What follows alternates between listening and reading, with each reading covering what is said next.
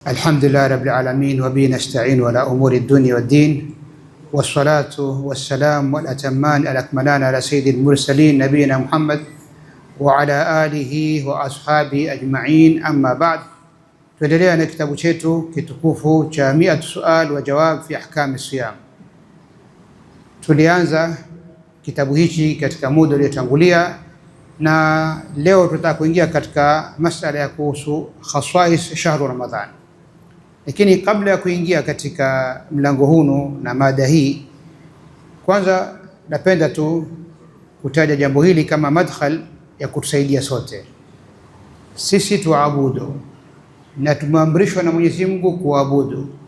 Majini na wanadamu katika kazi ambayo kwamba wameumbwa kuja kuitekeleza kutegemea na hii aya, wama khalaqtul jinna wal insa illa liya'budun.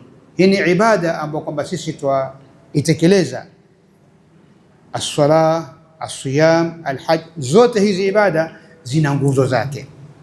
Sasa leo kabla ya kuingia katika mada yangu, napenda tu kwa dakika chache kutaja nini ambazo kwamba wanadamu wanazuoni wanasema arkan lil ibada. Kuna nguzo ambazo kwamba za hii ni ibada.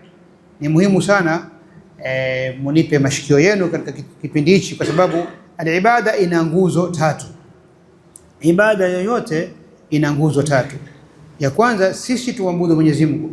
Nguzo ya kwanza ni almahabba atama, mahabba ambayo kwamba yamekamilika. Mimi naswali kwa sababu ya nini? Allah. Mimi nafunga kwa sababu ya nini? Allah. Mimi natoa zaka kwa sababu ya nini? Allah. Kwa hivyo huyu ambaye kwamba mimi nafanya mazuri, najiepusha na mabaya, yataka nimpende. Kwa hivyo jambo la kwanza, almahabba tama lillahi tabaraka taala, uwe na mahaba ya huyu unayemwabudu. Walladhina amanu ashaddu hubban lillahi, unapenda, mfano unampenda mkeo, unapenda kazi yako, unampenda mwanao. Lakini ikija mahaba ya Mwenyezi Mungu, mahaba ya Mwenyezi Mungu ni makubwa zaidi. Usingizi ni mtamu, lakini nitaata usingizi kwa sababu nimeambiwa as-salatu khairun minan nawm. Lakini katika mimi kufanya hivi, nataka nimfahamu Mwenyezi Mungu, nampenda, kisha shauqan ilayhi, natamani kukutana naye. Kama wewe ukiwa umeenda safari na una ahli yako, au ahli yako ametoka safari, ana hamu na wewe na wewe una hamu na yeye, utakuta mkikutana mnasalimiana kwa furaha. Sasa na sisi kwa Mwenyezi Mungu yataka tuwe na mahaba makubwa na shauqa kubwa ya utakutana naye lini, kwa sababu Allah tabaraka taala ndiye ambaye kwamba ametuamrisha haya aliyotuamrisha. Unaata maasia kwa sababu Mwenyezi Mungu, unafanya mema kwa sababu Mwenyezi Mungu. Kwa hivyo wataka umwabudu na ilhali wewe wataka kumshukuru. Ukawa una macho, muangalia asiyekuwa na macho. Ukiwa alhamdulillah waweza kwenda chooni bila kusaidiwa. Kwa hivyo katika nguzo za wewe muabudu Mwenyezi Mungu, uzingatie hizi neema ili unamwabudu Mwenyezi Mungu kwa mahaba. Nguzo ya pili, alkhawfu alazim, uwe na haiba. Mimi je, nikifanya hivi sitakuwa Mola wangu nimemkosea?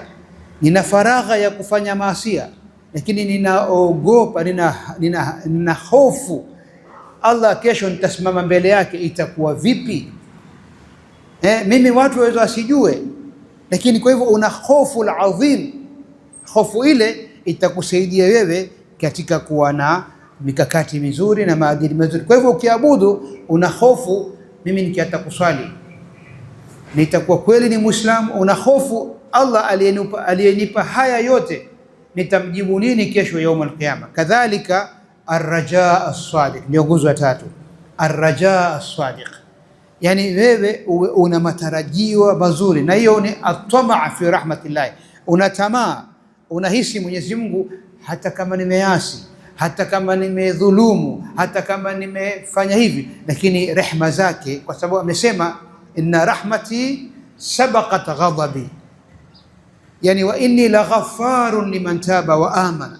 Ukishakumuhisi Mwenyezi Mungu Subhanahu wa Ta'ala, yeye ataka mimi nifanye tauba, kwa sababu mimi namna nitakavyoishi kama mwanadamu lazima nitateleza kama mwanadamu.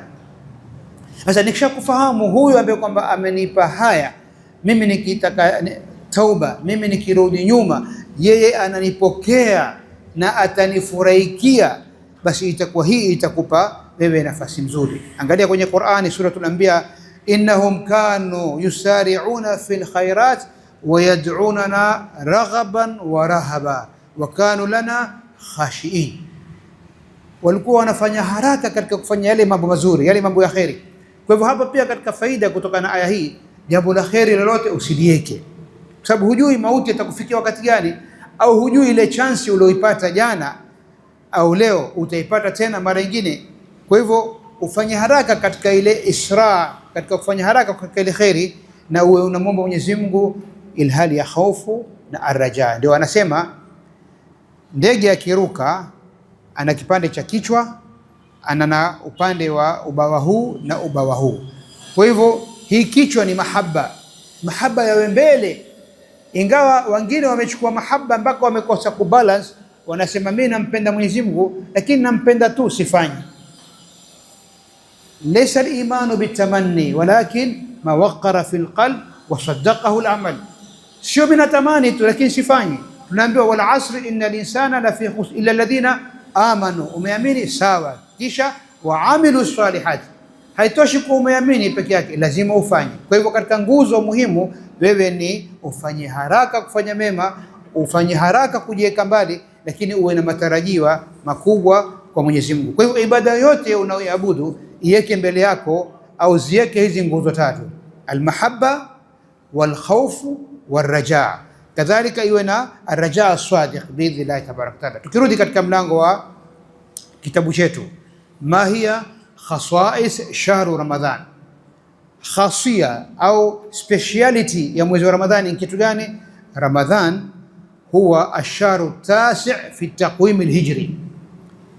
Mwenyezi Mungu amejalia miezi ni 12, haibadiliki kulingana na Qur'ani. Inatuambiaje? Inna iddata shuhuri inda Allahi 12 shahran. Tangu akiumba hunu Mwenyezi Mungu hunu ulimwengu, miezi ni 12, haibadiliki. Mfano tulikuwa na Muharram, Safar, Rabiul Awwal, Rabiul Thani, Jumadil Awwal, Jumadil Thani, Rajab, Shaaban, Ramadhan. Kwa hivyo Ramadhan ni mwezi wa 9. Ndio hapa muallif anasema Ramadhan huwa shahru tasi' fi taqwim alhijri. Taqwim alhijri ndio tunaitegemea, kalenda ya Kiislamu.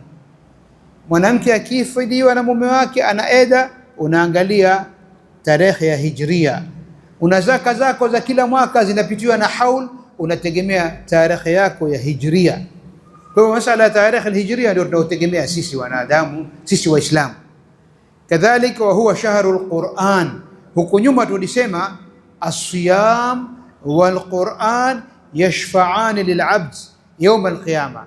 Utakuta vitu viwili hivi vina umuhimu mkubwa, vinakwenda sambamba. Hapa ilikuja hadithi huku nyuma, as-siyam wal Qur'anu yashfa'ani li'abd yawm al-qiyama. Yaqulu as-siyamu inna rabbi inni mana'tuhu at-ta'am wash-shahawat.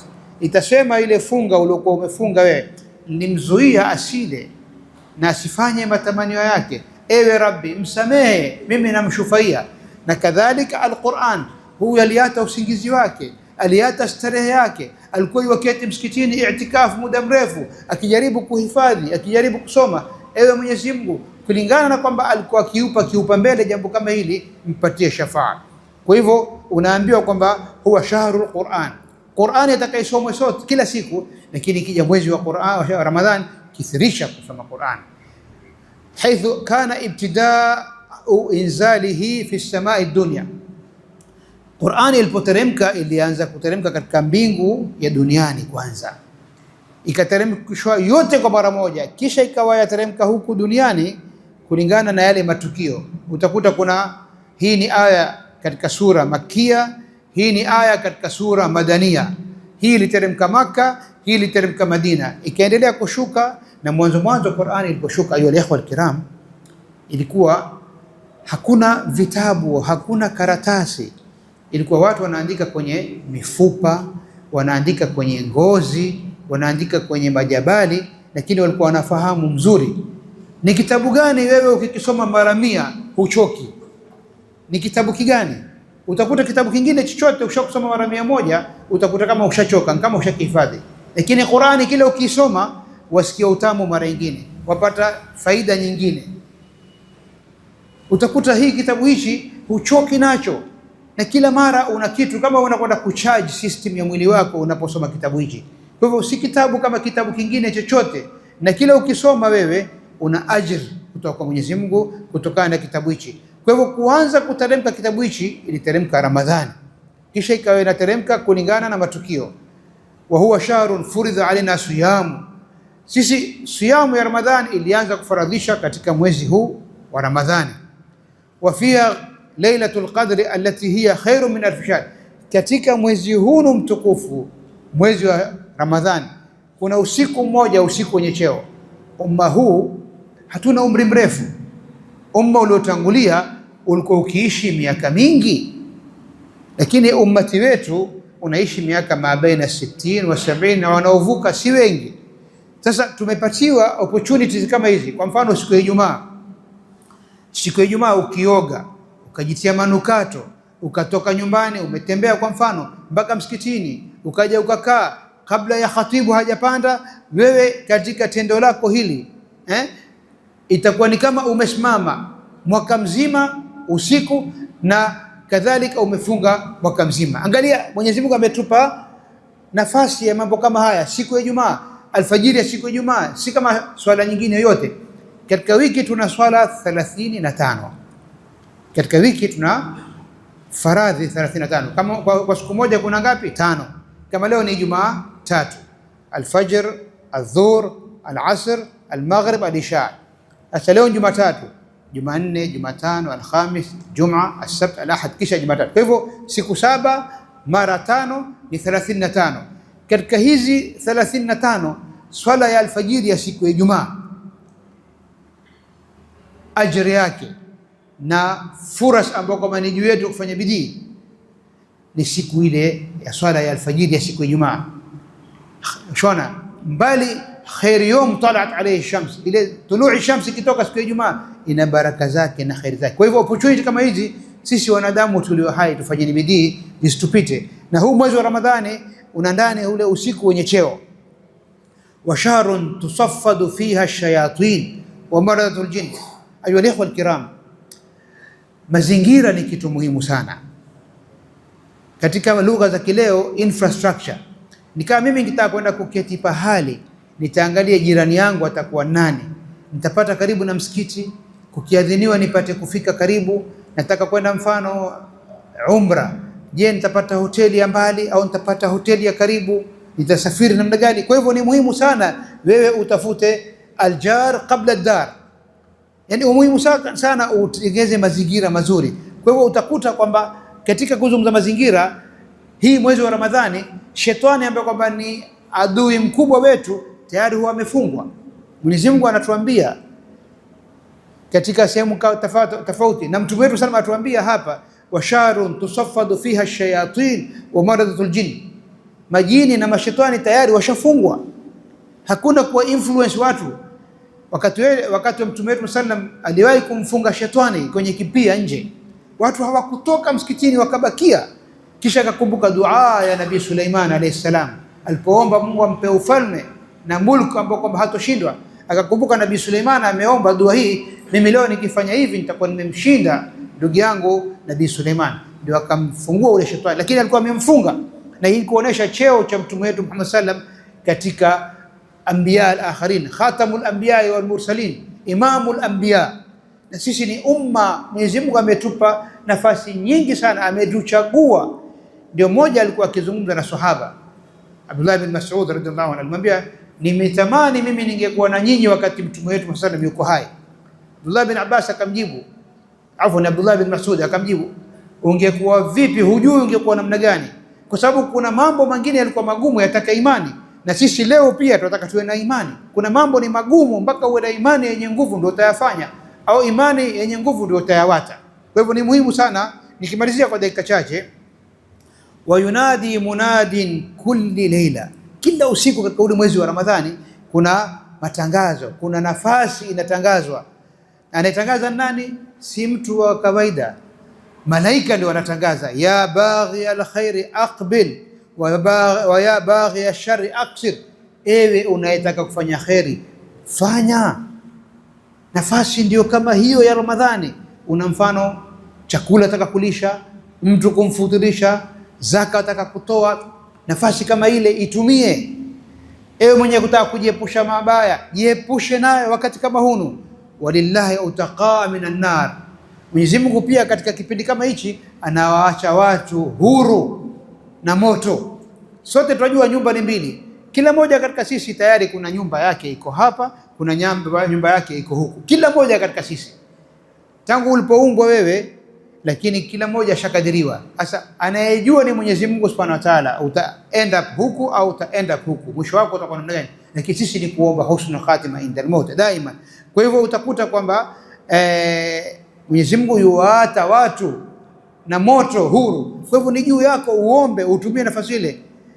Ati riqabana wa riqaba abaina minan nar. Utawasikia maimamu misikitini na watu majumbani mwao katika ibada zao, Allahumma atik riqabana wa riqaba abaina minan nar. Nini? Wanataka kuwatoa mbali, watolewe shingo zao mbali na moto. Na mwisho wadhalika kulli leila, na hiyo si siku moja tu, basi ile rehema yake tuiangalie.